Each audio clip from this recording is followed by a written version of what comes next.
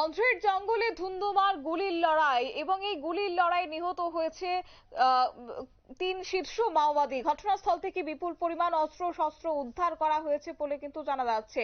অবশ্য মাওবাদী মুক্ত ভারত গড়ার যে স্বপ্ন দেখা হচ্ছে কেন্দ্রের পক্ষ থেকে বারবার সেই বার্তা দিচ্ছেন, তারই কিন্তু এক বড় সফলতা অর্জন করেছে সেনাবাহিনী। এই প্রসঙ্গে যাব বিস্তারিত, আমাদের সঙ্গে যুক্ত হয়ে গেছে প্রতিনিধি সৌম্য মুখার্জি। সৌম্য, অন্ধ্রপ্রদেশ এবং উড়িষ্যার যে বর্ডার এলাকা, যেখানে নিরাপত্তা বাহিনীর অভিযান চালানো হয়েছে, সেই অভিযানে একটা সাফল্য এসেছে, এখনো পর্যন্ত কি আপডেট?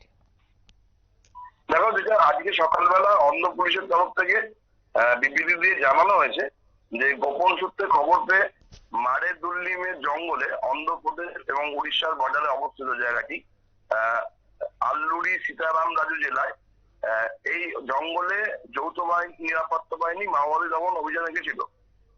যখনই কাছে খবর ছিল যে ওই জঙ্গলে মাওবাদী 16 জন মাওবাদীদের একটা দল লুকিয়ে আছে, সেই অনুযায়ী ওই এলাকা ঘিরে ফেলে তল্লাশি শুরু হয়। তারপরে পুলিশের তল্লাশিতে পিছু হটতে বাধ্য হয়ে এক জায়গায় কোণঠাসায় পড়ে মাওবাদীরা। তারপরে শেষ পর্যন্ত তারা দেয়ালে পিঠ থেকে যাচ্ছে দেখে নিরাপত্তা বাহিনীর জওয়ানদের লক্ষ্য করে গুলি চালাতে থাকে। পাল্টা জবাব দেয় বাহিনীও।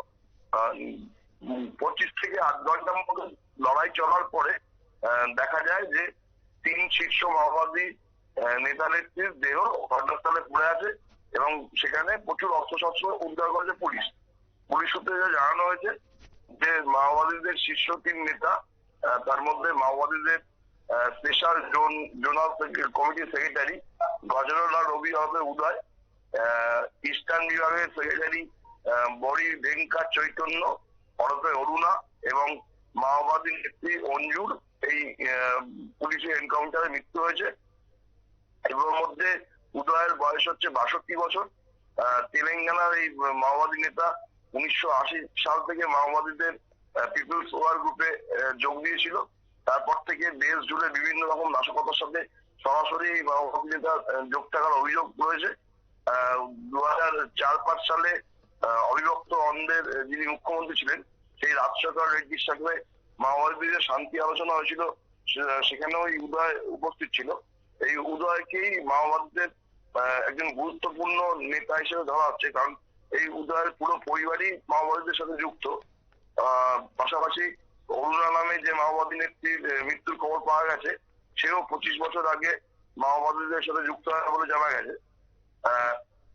তাদেরকে মারার পরে অন্ধ্রপ্রদেশের থেকে পুলিশের পক্ষ থেকে এই ঘটনাকে বড় ঘটনা বলে, বড় সাফল্য বলে বিবৃতিতে দাবি করা হয়েছে। কারণ কেন্দ্রীয় স্বরাষ্ট্রমন্ত্রী অমিত শাহ 2026 সালের মার্চ মাসের মধ্যে মাওবাদী মুক্ত ভারতের যে লক্ষ্য নিয়ে এসছেন, সেইখানে এই অভিযানের ফলে 3 জন শীর্ষ মাওবাদীর মৃত্যু সেই অভিযানকে আরো এগিয়ে নিয়ে গেল বলেই পুলিশের তরফ থেকে মনে করা হচ্ছে।